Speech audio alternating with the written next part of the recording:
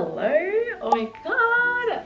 So today I want to talk about things that I'm doing differently now that I work a full-time job, 9 to 5, that helps me stay consistent in the gym. If you work full-time or if you have other responsibilities, if you're really busy, I know that feeling of like really wanting to go to the gym but just not having the time or energy for it. And I remember when I was in uni, I feel like I have so much time to go to the gym. I was spending like 2 to 3 hours there. But now that I work full-time job, I really had to change the way that I approach the gym to make sure that I stay consistent with it and that it's actually sustainable for my lifestyle now. So I want to talk about the small changes that I've done that actually help me stay consistent week after week without feeling like I'm gonna burn out. I feel really good to be back in the gym and back consistently and not feeling like I go like 1 week and then I don't go for like months. And that's kind of been the rhythm that I've been in for the last 5 years. And you know, life changes a lot in 5 years. I'm not the same person that I was, you know, 5 to 8 years ago. So obviously the way that you approach the gym is gonna have to change as well. Like my life 8 years ago when I was going to the gym very consistently, I was like a fitness influencer, low-key, very low-key, and like going to the gym was my identity. That was probably about 8 years ago, and at that time I probably was going to the gym so consistently because I was using it as a form of escaping from problems I had at home, problems I was having with boys, problems I was having with my body image. And now in the past 5 years, those problems are not so severe. I mean, my relationship with my family and my parents has never been better now that I moved out. I don't have any boy problems anymore. In fact, that's the least of my problems now. And my body image issues is like, they're definitely still there, but they're not as strong as they were before when I was young and impressionable. So I think because I no longer need gym as a form of escapism in my life for the past 5 years, it's actually been harder to find like motivation to go. But I know at my core it has always been something that I've enjoyed and passionate about. I think now like I am actually finding gym as a way of like making sure I stay healthy, making sure I stay strong, and also it is a great stress reliever after a hard day at work. I feel like I'm rambling way too much, so let me get right into it. So these are the things that I've changed about my gym routine now that I work a full-time job. Number one is I stopped expecting perfection. So this relates to a few things. First thing is, if you have an unintentional day off from the gym, I literally used to crash out. It was bad. I just remember one time like I was planning to go to the gym and some plans came up, like family plans, and I was not happy. And this is 8 years ago, by the way. I'm not like this now, but I was not happy. And I recognized that that behavior was not healthy, and I don't have that behavior now. If I have a rest day, if I need a rest day, I'm gonna have a rest day. If I have plans that come up, fine. Things change. And you can literally just go like another time in the day, or literally go the next time that you're free. Life goes on. 1 or 2 days off is not going to ruin your progress. Another thing related to that is I used to get so annoyed when the machines that I wanted to use was being used by someone else, which is like, why? It's such, like, I would just get annoyed by the most littlest things, and I think in the end it was just an excuse that I was using to not go to the gym. Now if a machine I want to use is occupied by someone else, that's okay. I can move on to either the next exercise I had in my workout. I can go to a different machine that is maybe like similar, a little bit different, but similar enough. Or you can even skip that exercise. You can substitute it for something else. You can skip it entirely.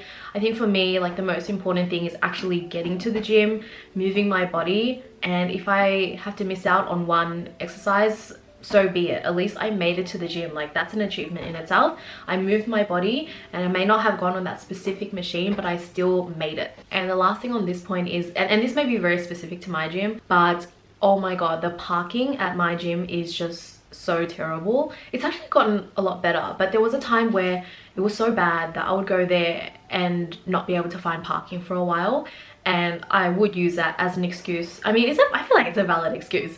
I would use that as an excuse to be like, you know what, I'm not even gonna bother try going today because I just know the parking is gonna be terrible. Even though I still think it's a valid like problem to have. Like, if you're going to go to the gym, you want to make sure you have a space to park your car. But at the same time, I do think I was using it as a very easy excuse to not even try. the parking situation changes all the time. So go anyways, at least make an attempt to go. And if there's no parking, like I could park on the other side of the street or this, that, I could carpool with a friend. It's just excuses I was using. But that was a big problem and I'm really glad that it has improved now. The second thing I've changed is I have stopped spending 2 to 3 hours at the gym. I don't have time for that anymore. So I focus now more on shorter, more efficient workouts. If I compare to how I was going to the gym back then, I was doing really heavy lifting, like almost like powerlifting. So I would have like a really long rest times in between. But I wasn't tracking my rest times, and I was doing a lot of exercises within the one workout, like say at least six exercises, it's just too much. It takes too long. So now I am doing about 4 exercises per workout and sometimes 5. And I do track my rest times with my Apple Watch. So this is my Apple Watch and I will just like put on a quick timer for like a minute. I've been really finding tracking my rest times helpful because it will give me like a little buzz when the minute is over. And then that means during my actual rest times, I can just sit there and just truly rest, catch up on my breathing, disassociate, or I can even scroll. Like I'm gonna probably scroll, and it's just been really helpful so that I don't overdo my rest times, and it just helps me like lock back in because I want to be in and out of that gym as fast as I can. Third thing I do is I actually follow a plan. This is really helpful because when I go into the gym, I don't want to be using my brain too much. You know, I've been using my brain all day and I want to switch off. So I have like a little program that I've made for myself. I just follow that every single week. And I don't have to think about, oh, going into the gym, what am I working out today? What exercises am I going to do? Like that is too much brain power for me. I actually had a coach 6 or 7 years ago and they were really helpful. Like the main thing I got away from having a coach briefly was keeping track of my workouts and my exercises, my weights, my reps. And it was basically a Google sheet, like an Excel. So now when I go into the gym, I bring up that Google sheet. I see what I did for that workout in the previous week, and I just make sure that I improve on it in the current workout, whether I increase the reps, increase the weight. I just try to use that as a way of progressively overloading as well, but not needing to rely on my memory.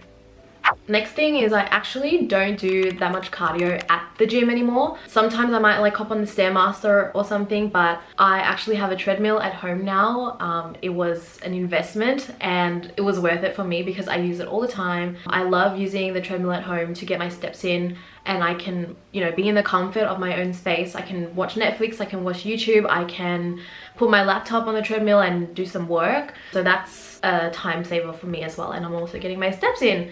And that actually brings me to my next change, is instead of focusing so much in getting my cardio done in the gym, I've been really focusing on getting my daily steps in, whether that's on the treadmill at home or actually going out for a walk around my neighborhood.